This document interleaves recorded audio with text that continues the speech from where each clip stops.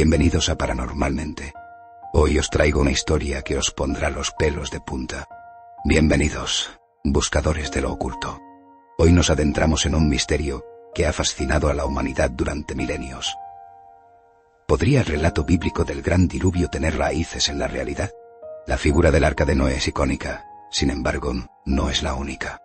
Culturas ancestrales como los mayas, incas, nahuas y mapuches también narran historias de grandes inundaciones. Al escuchar diluvio, nuestra mente occidental evoca la imagen de un mundo sumergido, donde un arca rebosante de vida flota solitaria. Este imaginario ha sido moldeado por el relato judeocristiano, amplificado por el cine y la televisión. Pero los mitos del diluvio resuenan en las leyendas de América, África y Asia, evidenciando un fenómeno narrativo universal. Podría ser que un cataclismo común haya dejado huella en la memoria colectiva de nuestros ancestros. ¿O es que cada cultura enfrentó su propia calamidad acuática? En este vídeo exploraremos estos relatos, comenzando por el del Génesis. Dios, al ver la corrupción humana, decide purgar la tierra, pero se apiada de Noé.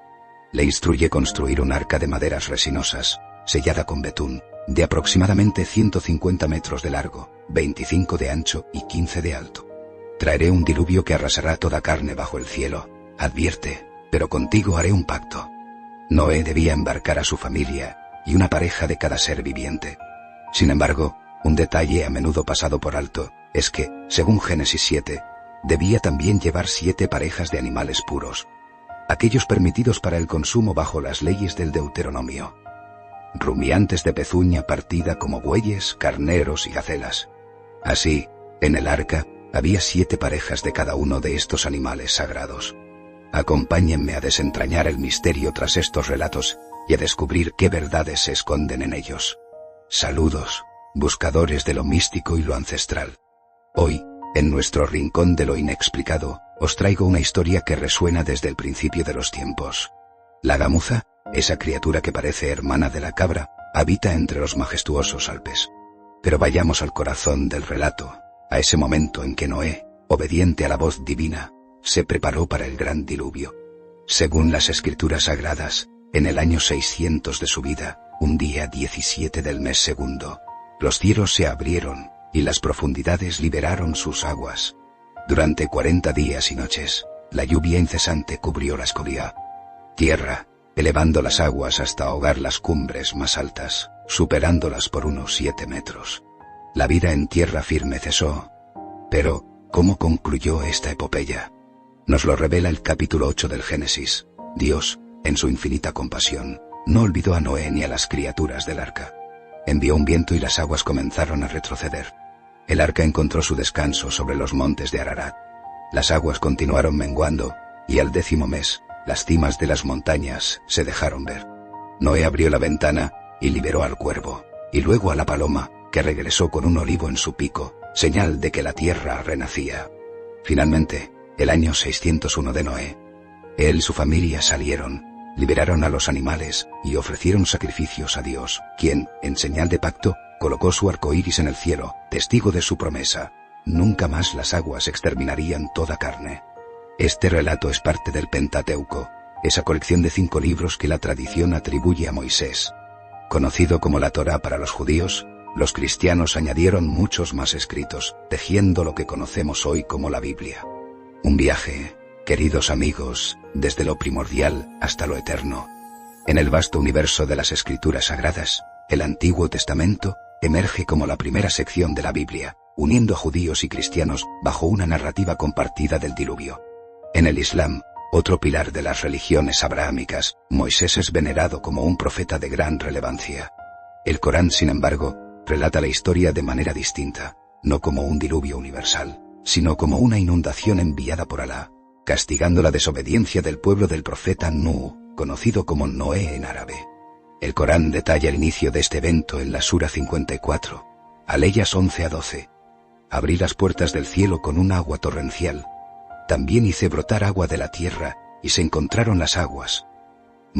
A diferencia de la Biblia, en el Corán, no solo Nuh y su familia fueron salvados, sino también aquellos pocos que creyeron en él, embarcando en una nave construida bajo órdenes divinas, aunque sin detalles extraordinarios sobre su tamaño.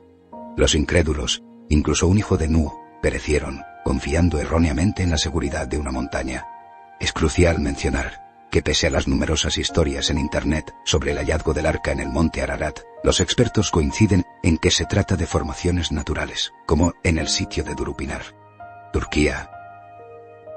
Judíos, cristianos y musulmanes narran, en esencia, una historia del diluvio similar. Pero, ¿de dónde emana este relato? La Torá, de donde la Biblia extrae el Pentateuco, es más antigua que el Corán, que la reconoce como un texto sagrado. Para desentrañar el origen del diluvio, debemos investigar el texto judío, probablemente escrito en el siglo VI a.C., durante el cautiverio en Babilonia, tras la conquista de Jerusalén por Nabucodonosor II. Es factible que la Torá sea un compendio de relatos previos, lo cual no contradice las creencias sobre su autoría. Aunque no hay pruebas arqueológicas que confirmen la existencia de Moisés, fuera de los textos religiosos, tampoco podemos descartar totalmente su existencia. Según las cronologías judeocristianas, Moisés habría vivido entre los siglos XIV y XIII a.C., una época de la que es raro encontrar registros concretos de individuos específicos. En las brumas de la historia, donde el mito y la realidad se entrelazan, encontramos figuras tan enigmáticas como Moisés. Aunque la academia moderna tiende a verlo como un ser mítico, nuestra exploración espiritual no cierra la puerta a la posibilidad de su existencia. Imaginemos a Moisés, quizás autor de relatos que, tras fluir por generaciones, se consolidaron en la Torá. Pero, si Moisés vivió alrededor del 1300 a.C., surge un enigma. ¿Cómo es que textos mesopotámicos, como el poema de Gilgamesh, que es al menos 5 siglos más antiguo, ya narraban el mito del diluvio? La Torá no ostenta la primicia escrita de este relato. La rica tierra de Mesopotamia, cuna de civilizaciones sumerias, acadias, babilonias y asirias, susurraba historias hace más de 5 años. Allí, la escritura cuneiforme nació, quizás por la urgencia de registrar transacciones, pero pronto se convirtió en un vehículo para himnos, poemas y mitos, plasmados en arcilla con un cálamo. Durante eras, los sumerios grabaron en tablillas su legado literario. El poema de Gilgamesh, la epopeya más antigua conocida, es un testimonio de esa tradición. En un viaje que nos remonta al 2100 a.C., Gilgamesh, rey semimítico de Uruk, emprende una búsqueda impulsada por el dolor de la pérdida y el temor a la muerte. Este viaje lo lleva en pos de Utnapishtim, el inmortal superviviente del gran diluvio, quien junto a su esposa, fue bendecido por los dioses con el don de la eternidad. Guiado por Urshanabi, un barquero, Gilgamesh encuentra a Utnapishtim y le ruega que le revele el secreto de la inmortalidad. Utnapishtim le advierte sobre el fútil combate contra el destino humano, pero accede a narrar su historia. En tiempos antiguos, los dioses, instigados por Enlil, habían decidido enviar un diluvio para purgar a la humanidad. Fue Enki, el dios del agua y de la creación, quien previno a Utnapishtim, instruyéndole en la construcción de un arca y revelándole las dimensiones exactas, aconsejándole sellarla con brea para protegerla del cataclismo inminente. En las profundidades del tiempo, cuando el mundo era joven y los cielos aún escuchaban las súplicas de los mortales, se cuenta que Utnapishtim fue convocado a construir una nave monumental. Revestida de betún, esta arca acogió a su familia, a sus artesanos y a las criaturas del campo. Pronto, los cielos desataron una tormenta tan poderosa que incluso los dioses, aterrados, se retiraron al firmamento, llorando por la humanidad que se desvanecía bajo el diluvio. Durante 6 días y 7 noches, la lluvia fue implacable. Al final, todo lo que existía se transformó en barro. La embarcación varó en una montaña, y Utnapishtim, en su sabiduría, soltó una paloma, una golondrina y un cuervo. Al no regresar el cuervo, liberó a todos los seres del arca, y ofreció un sacrificio a los dioses. Estos, reunidos alrededor, confrontaron a Enlil, el instigador del diluvio, quien enmendó su acción concediendo a Utnapishtim y su esposa la inmortalidad. La existencia de Gilgamesh, el legendario rey de Uruk, es un enigma que intriga a los historiadores. Inscripciones milenarias le atribuyen la construcción de las murallas de Uruk y lo incluyen en la lista de reyes sumerios, un registro que menciona a los soberanos antes y después del mítico diluvio. Sin embargo, la validez de esta lista como fuente histórica es discutida. pues algunos expertos creen que los reyes antediluvianos fueron añadidos posteriormente. Más allá de Sumeria, la resonancia del diluvio se encuentra en el Avesta, los textos sagrados de los antiguos persas. Narra la advertencia del dios Ahura Mazda Yima sobre un inminente cataclismo invernal, permitiéndole excavar una vasta caverna para resguardar vidas humanas y de especies animales y vegetales. En el hinduismo, relatos del Shatapatha Brahmana y el Mahabharata hablan de un gran diluvio. Manu, el primer hombre, es salvado por Matsya, un pez asociado con el dios Vishnu. En el Shatapatha Brahmana, Manu, un rey de épocas ancestrales, encuentra a Matsya en su agua de abluciones. El pez, temeroso de ser devorado, pide protección. Manu, compasivo, lo acoge en una olla donde crece incesantemente, hasta que finalmente lo transfiere a una zanja llena de agua, donde el pez desarrolla un cuerno en su cabeza. Así, en la comunión de lo divino y lo humano, se tejen las historias eternas del diluvio. En el vasto océano, cuando el pez Matsya había crecido tanto que ningún otro ser podría devorarlo, Manu, agradecido, lo liberó. En gratitud, Matsya le reveló el día de un gran diluvio, sugiriéndole que construyera un barco. Cuando las aguas se levantaron, Manu siguió el consejo, y atando su embarcación al cuerno de Matsya, fue guiado hacia las altas cumbres del norte, quizás el Himalaya, convirtiéndose en el único sobreviviente. Ante el fuego sagrado, ofreció sacrificios a los dioses, y de las llamas emergió la diosa Ida, con quien Manu inició una nueva estirpe. En el mundo griego, relatos de inundaciones también abundan. Jenofonte, el historiador del siglo IV a.C., menciona 5 grandes diluvios que arrasaron tierras conocidas, aunque ninguno fue universal. El primero ocurrió bajo el reinado del mítico rey Ogyges, en las tierras de Beocia y Ática, marcando el fin de una era primordial. Otros diluvios siguieron, incluyendo uno en tiempos de Heracles y otro durante la guerra de Troya, conocido como Faraonio por sumergir parte de Egipto. Sin embargo, el cuarto diluvio es el más fascinante para nosotros, por su similitud con los relatos mesopotámico y hebreo. Zeus, enojado con los hombres de la Edad del Bronce, decidió purgar la tierra con un diluvio. Prometeo, el titán benefactor de la humanidad, aconsejó a su hijo Deucalión construir un arca para él y su esposa Pirra. Cuando las lluvias cayeron, la mayor parte de Grecia se inundó, pero Deucalión y Pirra, junto con quienes alcanzaron las montañas, sobrevivieron. Este diluvio duró 9 días y noches, y al igual que Noé, Deucalión soltó una paloma para saber si las aguas retrocedían. Tras su salvación, ofrecieron sacrificios a Zeus. Conscientes de los peligros de la endogamia, consultaron el oráculo de Delfos, entonces dedicado a Temis, sobre cómo repoblar la tierra. La críptica respuesta fue: arrojad los huesos de la Gran Madre por encima de vuestros hombros.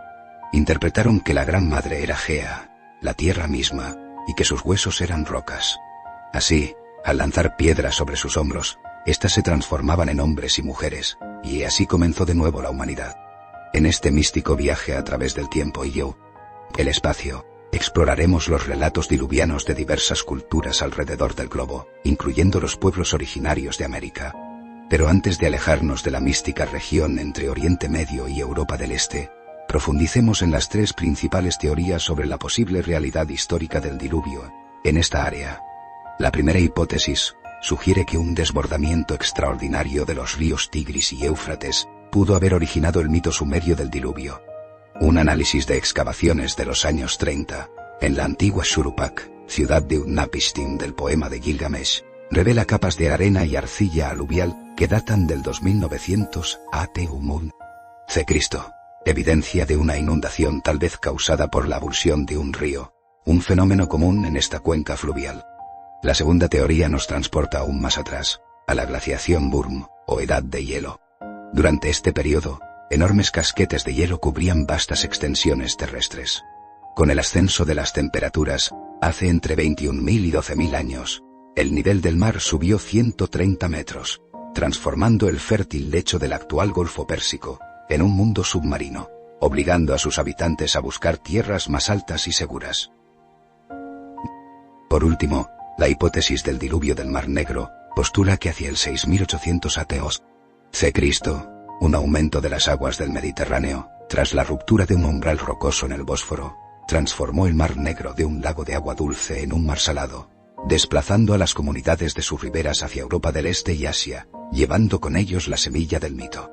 Sin embargo, la falta de evidencia arqueológica de evacuación en esta zona deja esta teoría en el reino del misterio.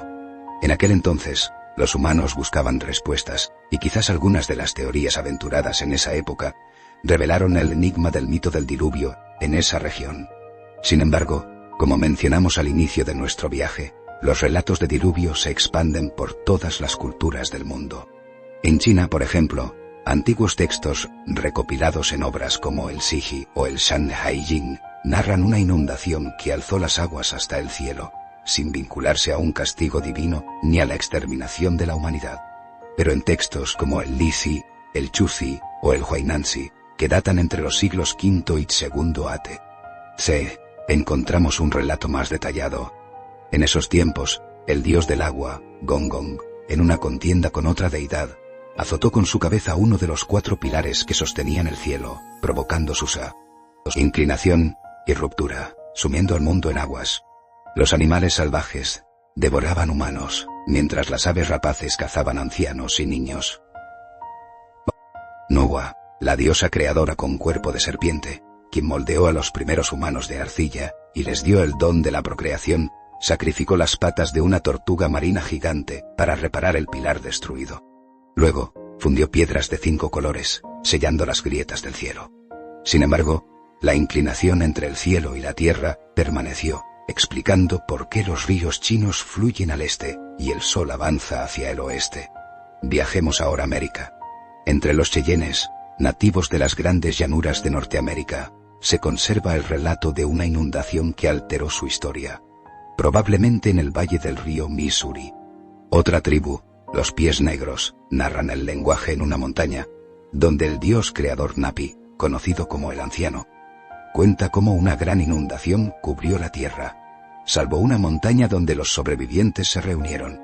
El Anciano coloreó el agua con diversos tonos y la ofreció a los congregados, quienes tras beber hablaron en lenguas diferentes, excepto aquellos que bebieron el agua negra, formando las tribus de los Pies Negros, los Piegan, los Ixica y los Kainai. ¿Dónde ocurrió esto? En el Monte Chief, la elevación más alta de la reserva de los Pies Negros en Montana, con sus 2.763 metros. Los Hopi, del suroeste de los Estados Unidos, también guardan historias de una inundación que casi alcanzó las cimas montañosas. Al sur, encontramos las tradiciones de los pueblos nahuas del área mesoamericana central. En su mito sobre el origen humano, del que existen múltiples versiones debido a la incompleta información que ha llegado hasta nuestros días, se narra que antes de la era actual, conocida como Quinto Sol, existieron otros 4 soles, cada uno. En las antiguas narraciones que iluminan el mundo, 4 deidades dieron vida a las razas que antecedieron a la humanidad. En el final de la era del Cuarto Sol, un cataclismo acuático, obra de Chalchiuhtlicue, la diosa de los lagos y esposa del dios Tlaloc, sumergió el mundo. Las tormentas fueron tan intensas que los cielos se desplomaron, y los hombres pez, quienes habitaban entonces, se transformaron en los peces que hoy conocemos. Los mayas, por su parte, también hablan de un diluvio en sus relatos cosmogónicos, tal como se narra en el Popol Vuh, un texto sagrado escrito en lengua maya con caracteres latinos en 1554. Altiplano del Quiché, Guatemala. Este texto describe cómo los dioses anhelaban llenar la tierra con seres capaces de venerarlos. Al descubrir que los animales no podían hacerlo, trataron de crear hombres de barro, pero estos eran frágiles y sin propósito. Intentaron entonces con hombres de madera, que aunque podían hablar y reproducirse, no poseían comprensión ni memoria de sus creadores. Por esta razón, fueron aniquilados en un cataclismo enviado por Huracán, el corazón del cielo. En la mitología muisca de Colombia, Chipchacum, a veces considerado dios de la luna, y otras de la lluvia y el trueno, se enfureció con la humanidad por su avaricia y egoísmo. En su ira, desató relámpagos y truenos que atemorizaron a los hombres, quienes buscaron refugio. La lluvia comenzó a caer, lenta pero constante, hasta volverse un torrente que inundó las tierras del altiplano cundiboyacense. La gente escapó a las montañas, observando impotente cómo el diluvio destruía todo a su paso. Entre los muiscas, destaca Bochica, un héroe civilizador, a veces considerado un dios. Enseñó a tejer mantas y a vivir con rectitud. Era descrito como un anciano de cabellos blancos y barba larga, vestido con una sencilla manta que apenas le cubría. En los tiempos antiguos, cuando el mundo parecía perderse bajo un mar de aguas embravecidas, emergió en el horizonte la figura de Bochica, el sabio de barba blanca, descalzo y con un báculo dorado en su mano. Los hombres, refugiados en las alturas de las montañas, miraban con miedo el vasto lago que había devorado sus hogares. Bochica elevó su báculo al cielo, y con un gesto poderoso, la tormenta cesó. El cielo clareó y el sabio se acercó a una imponente roca en un cerro. Con un toque de su báculo, la piedra se partió, creando un inmenso agujero que permitió al agua fluir hacia un abismo, devolviendo así la tierra a los hombres. En el horizonte, un arco iris celebraba su obra. Este relato explica la creación del majestuoso salto del Tequendama, una cascada de más de 150 metros en Soacha, Cundinamarca. ¿Nos parece sorprendente lo mucho que este mito muisca se asemeja a historias bíblicas?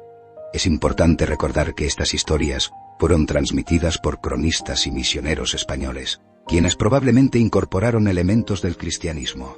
Sin embargo, imaginar a un Noé o Moisés en el corazón de Colombia es realmente intrigante, ¿verdad?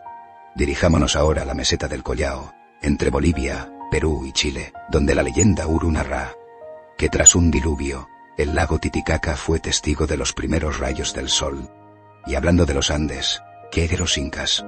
En su mitología, Huiracocha o Viracocha creó gigantes que se rebelaron contra él. En castigo, los destruyó con una inundación, permitiendo que Manco Cápac y Mama Oyo repoblaran la tierra. Otro mito intrigante se encuentra en el manuscrito de Huarochirí, del siglo XVII. Una llama informó a su pastor de un diluvio inminente, aconsejándole llevar comida a la cima de Huilcacoto. Así, cuando el océano cubrió el mundo, el pastor y los animales en la montaña se salvaron. Curiosamente, el zorro, al no encontrar espacio, sumergió la punta de su cola, que desde entonces es distinta en color. Este mito resuena con la historia hindú del pez que alertó a Manu sobre un diluvio. Qué ironía que este relato andino se conserve, gracias al manuscrito de Huarochirí, encargado por Francisco de Ávila, un religioso que lideró campañas para erradicar idolatrías en la región. En las vastas montañas y fértiles valles de los Andes, las antiguas religiones tejieron historias que desafían el tiempo. En su recorrido por aldeas, Ávila, impulsado por el fervor de erradicar las creencias ancestrales, recopiló relatos de mitos y leyendas con la ayuda de nativos conversos. Al llegar al 7º capítulo de su colección, permitió que sus asistentes indígenas continuaran su obra. Así nació el manuscrito de Huarochirí, una joya escondida durante siglos, hasta que el explorador español Marcos Jiménez de la Espada la redescubrió en la Biblioteca Nacional de Madrid a finales del siglo XIX. Si deseáis adentraros en sus páginas, buscad la obra titulada Dioses y Hombres de Huarochirí. En los misteriosos páramos de Ecuador, el mito de los Quitus relata la historia de Pini, una criatura mitad pez, mitad serpiente marina, quien desencadenó el gran diluvio, conocido como Piyumaanu Shutimbu. 3 valientes hijos de Pacha, el dios creador, y Echa, la madre de la humanidad, intentaron capturar a Pini. Sus flechas de piedra hirieron al monstruo, y su sangre dio lugar a un torrente que cubrió la tierra. Pacha, con su poder divino, transportó a su familia al monte Pichincha, donde aguardaron a salvo hasta que un ave, el Uyahuanga, confirmó que las aguas se habían retirado, permitiéndoles repoblar el mundo. Más al sur, las culturas mapuche y chilota narran la épica de 2 serpientes, Tren Viru y Kaikai Viru. Tren, hijo de Peripillán, el espíritu de la fuerza y la oscuridad, y Kaikai, hijo de Antu, el espíritu del sol, fueron castigados y transformados en serpientes. Kaikai, en su ira contra la humanidad, azotó el mar para sumergir la tierra bajo las aguas. Sin embargo, Tren rescató a los hombres y animales, llevándolos a las cimas de los cerros y transformando a algunos en aves, peces o seres mitológicos, llamados Sumpal. La batalla entre las serpientes fue feroz y prolongada, pero ninguna logró su propósito del todo. El agua no dominó toda la tierra, pero tampoco fue completamente contenida, dejando un legado de mitos y enseñanzas grabados en el alma del continente. Queridos viajeros del tiempo y del espíritu, Hoy vamos a sumergirnos en las aguas profundas de los mitos universales de diluvios, esas historias que resuenan como ecos de advertencias antiguas en cada rincón del mundo. Comencemos en el místico Chile, donde la ira de Trentren despertó a los volcanes y sacudió la tierra, forzando a la humanidad a buscar refugio en lugares seguros. Atravesemos continentes, hacia el corazón de África, donde los masáis de Kenia narran cómo el dios Ngai, creador del sol y del mundo, decidió purgar a la humanidad con un diluvio. Solo Tumbañot, el justo, recibió el aviso divino. Construyó una gran embarcación, como un Noé africano, y con su familia y animales sobrevivió a la catástrofe. Cuando el buitre regresó sin la flecha, supieron que las aguas habían retrocedido, y 4 arcoíris adornaron el cielo como un pacto de esperanza. En las tierras encantadas de Nueva Zelanda, los maoríes relatan un diluvio invocado por 2 profetas, angustiados por la decadencia de su gente. A bordo de su balsa, esperaron hasta que sus oraciones detuvieron las lluvias. Viajemos ahora a la isla de Pascua, donde los Rapa Nui creen que sus ancestros escaparon de una tierra inundada llamada Iva. Aunque no mencionan un diluvio, el agua ha sido siempre un juez implacable en la historia humana. Podríamos perdernos en esta narrativa por eternidades, pues hay cientos de mitos de diluvios esparcidos por el mundo. ¿Acaso todos nacen de un mismo evento catastrófico? El arqueólogo ambiental Bruce Mass, del Laboratorio Nacional de los Álamos, ha explorado esta pregunta, analizando 175 mitos. Destacó un eclipse solar y la alineación de planetas en estas historias, sugiriendo que un impacto de asteroide en el Océano Índico, cerca de Madagascar, pudo haber desencadenado un gran tsunami y forjado el cráter submarino Burckle, de 29 kilómetros de Bundaykilde. Diámetro, alrededor del 10 de mayo del 2807 AT. C. Mientras la ciencia busca respuestas en el polvo de las estrellas y en las huellas de la Tierra, nosotros seguimos navegando en las aguas del misterio. ¿Qué nos dicen estos relatos? Quizás que la memoria del agua es eterna y sus enseñanzas universales. En el vasto tapiz del tiempo, emerge la hipótesis de un megatsunami ancestral. Otra teoría sugiere que los relatos del gran diluvio podrían tener sus raíces en el cataclismo de Toba. Hace 74 años, un colosal supervolcán en la actual Sumatra desató su furia, esculpiendo el lago Toba y envolviendo al mundo en un invierno volcánico que duró 6 años. Esta devastación redujo la humanidad a un puñado de almas, quizás apenas 1000 o 10.000 parejas reproductoras, un umbral crítico en la historia del Homo sapiens. Aunque hay evidencia de la brutal erupción y su impacto en la atmósfera, que sumió al sudeste asiático en la desolación y enfrió la Tierra entre 1 y 5 grados Celsius, no se ha demostrado que diezmara significativamente a la humanidad o a otras criaturas, incluso las más vulnerables al clima. Así, el enigma de los mitos diluvianos continúa, uniendo ciencia, historia y espiritualidad. ¿Llegaremos a desvelar algún día sus verdaderos orígenes? Solo el tiempo lo dirá. ¿Y vosotros, qué pensáis sobre estos ancestrales relatos? ¿Creéis que nacieron de un evento climático global? Dejad vuestras reflexiones en los comentarios. Si ansían más historias fascinantes, suscríbanse a Paranormalmente. Gracias por acompañarnos, mentes inquietas. Nos encontramos en el próximo vídeo. Gracias por acompañarme en este viaje hacia lo desconocido. Nos vemos en el próximo misterio, aquí, en Paranormalmente.